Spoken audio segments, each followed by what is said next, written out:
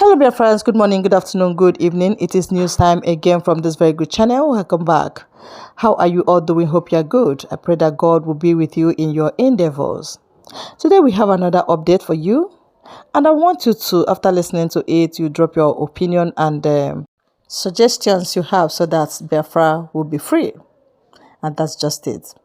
Okay, let's go there. If we continue to pretend that all is well, we will keep bleeding profusely. And very soon, there might be nothing called Nigeria.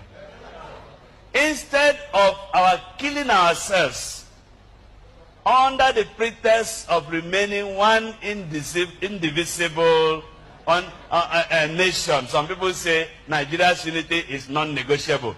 I want to say it is negotiable. This thing is like marriage. You don't force two people to get married. We have been forced into a marriage that is hurting us. And every day we are dying and pretending to be one. Please, instead of our killing ourselves, and there will be no Nigeria left, let us come to a round table like this. Bring Nigeria as a cake. Bring one big knife and share the cake. This stark reality that Nigeria has to be restructured. Whether it is the restructuring that gives more powers to states or a return to the regional arrangement of the past, or the restructuring that allows parts of the country that want to go and stand as independent nation, whatever that restructuring means, we must not run away from it.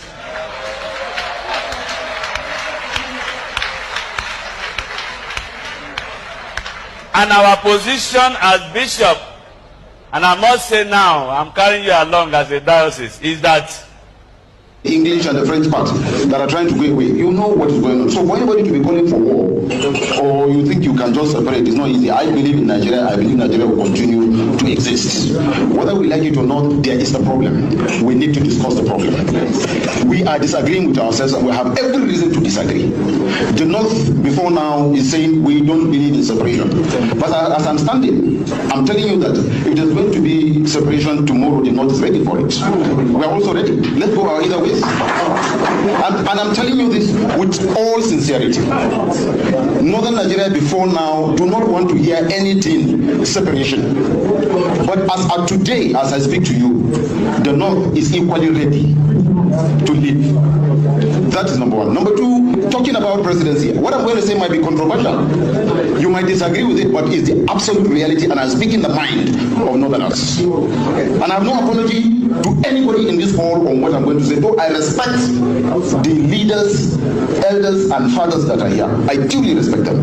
But I have no apology to anybody on what I'm going to say. Let's please be serious. We are here for serious business. Let us not make it a discussion floor if we truly want to do this. Now, talking about rotational presidency, what I thought we should be looking at is credibility, competency, patriotism, nationalistic thinking, the love for one another, and things like that. That is what I thought should constitute who becomes Nigeria's president. Not regional, tribal, ethnical, or any other thing. Please disagree with me, but I will speak. This is why we are here. This is why we are here. Good. Let us discuss the controversy and let us find a solution to the problem. Please allow me. This is why we are here. If you disagree with me, come up and give your position. This is my position. This is the position of Northern Nigeria. So if you disagree, make your position known. Now, let us look at competency, credibility, patriotism, the love for the country to move Nigeria forward. Yes, we should create, there should be a room for discussion. Call it national conference, call it national conference, call it restructuring, call it whatever. I agree that we should come to a round table and discuss Nigeria and discuss the way forward for Nigeria. I agree that we are disagreeing. I agree that there's a problem. I agree that there is, if you like, call it lopsided appointment. I am not in government, so I don't speak for the government. I speak for not a particular tribe or region be seen as a threat to a country. If one region or tribe or religion is a threat to this country, then all of us are threatening Nigeria, and we are all threat to Nigeria. Then let us come and discuss the problem, find the solution to the problem, and let's move forward as Nigeria. The summary of it.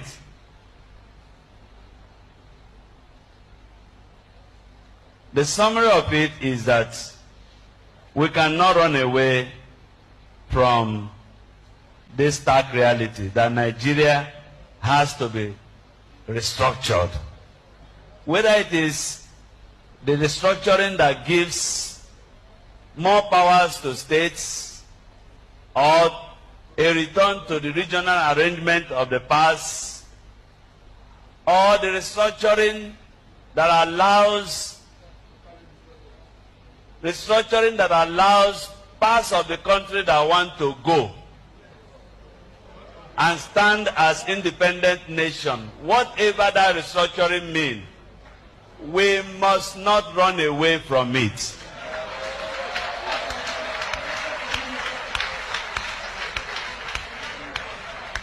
And our position as bishop, and I must say now, I'm carrying you along as a diocese, is that if we continue to pretend that all is well, we will keep bleeding profusely. And very soon, there might be nothing called Nigeria. Instead of our killing ourselves under the pretext of remaining one indivisible nation, some people say Nigeria's unity is non-negotiable. I want to say it is negotiable.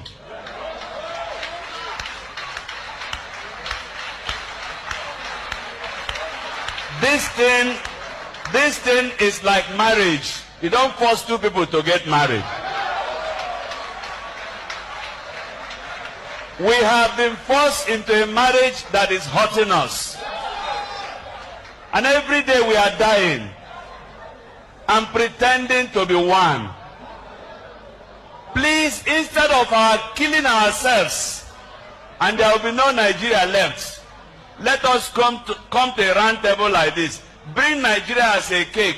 Bring one big knife and share the cake. On behalf of Yoruba Liberation Command, UNICOM, we are compelled by the prevailing political circumstances to take a stand on the state of Nigeria as affect the future of over 50 million Yoruba people spread across the world. You will recall that since 2014, when Nigeria was amalgamated at gunpoint, the country has been thrown into one turmoil or the other. For over a century, Nigeria has failed to meet the international benchmark of socio-political and economic development. The only references to Nigeria's grandeur were the striking achievements of the then three regions of West, East, and the North. Since the collapse of federalism and the three tiers founded to a large extent on the civilization and values of ethnic configuration in the country, Nigeria has remained in the tunnel of misery, pangs, and pains, including the fact that the country was plunged into an unavoidable civil war that took no fewer than 1 million lives. Since the end of the war, millions of Nigerians, as individuals and collectively as a society, have continued to wage and fight wars of survival, characterized by extreme hunger and lack of the essentials of life, like housing, good water, shelter, electricity, health, and drinkable water. It has been most traumatic for the Yoruba nation, which between 1953 and 1966 raised one of the most advanced political economies in Africa and in the entire black world, pairing on the same level with many countries in Europe by the standard of the time. The Yoruba educational, cultural, political institutions were not only some of the best in Africa, the then Western region gave hope to the entire black world with the highest Human Development Index in Africa by the rating of the UNDP. The destruction of regional system of government has turned Nigeria into a unitary state, dotted by a savage culture of corruption, ineptitude, inefficiency, moral degradation, deaths, violent crimes, and now violent religious extremism. The so-called democracy is nothing but the imposition of individual will through an orchestrated mass corruption where the poverty of the voters are exploited for electoral gains by politicians seeking political offices. Democracy is about the interests of the few elected people and their cronies. Democracy is now government of the party, for the party leaders and by the party members. Since 1914, the recurrent question has been, should Nigeria remain one or not? Should the bottled-up energies free and liberate themselves from the shackles of misery, the fetters of iron and the muddiness of agony, or should they remain in eternal servitude? The question has come up again in the past few months with various groups making demands. You will agree with us that the self-determination groups in the Yoruba nation are the engine of our history today. We have the largest population with which all the members of the main political parties in Yoruba land combined together cannot equal. Our members are not in this movement for personal gains like we have in the political parties. Our members are in these organizations to make sacrifices and if necessary lay down their lives for the Yoruba nation. We wish to announce to this important gathering that we in Yolicom, representing some of the finest leaders of self-determination groups from across the Yoruba nation, have weighed the options extensively. For the past 3 months, we have been consulting with all the Yoruba self-determination groups, meeting poor and malnourished Yoruba people, talking to our people in the villages, towns, and on the hills and mountains in the rural communities of the Yoruba nation.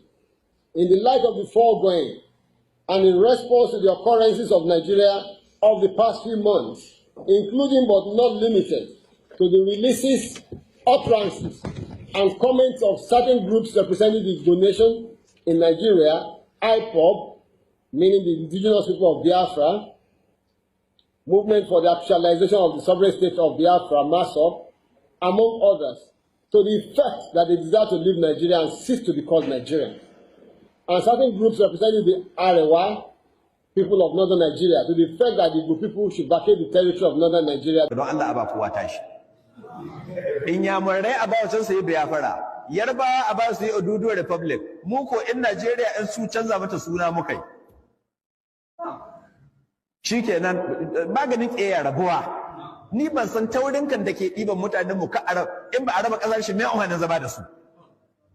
Mutum ne ya riga ya rena ka bai son ko ni kai bai gani nai duk kokarin da kai mai bai gani don Allah mai amfani zama da wannan dan iska don haka Allah don rahamaka ka kawo kaddara ta sa an karaba Najeriya kuma a raba ta uku ba biyu ba a raba ta uku ya raba a ba su tasu inyamurai a ba tasu muku ba tsaya ga tamu da shikenan ba amma ku zo kuna ta mai Allah shi ɗebe mai albarka ban mi wannan da sun kai mana ni yanzu idan sa akwai mai amfanin mi man yayi mana mu talakawa su manya suke shan man shi yasa ba su araba Allah ka bari yanga araba a ba kowa tashi kowa Allah ku kwashe tunun buka dauka har da gino ne haka iko sannan ina kira ga ahidda innam da Kanu a bashi Biafra a basu Biafra mu ko mai tsaye mu nan ne yanga mu samu ta mu suna amma wace Najeriya mu za mata wani suna shikenan an huta kowa ya ce in ka leadership in the north has shifted to a new generation.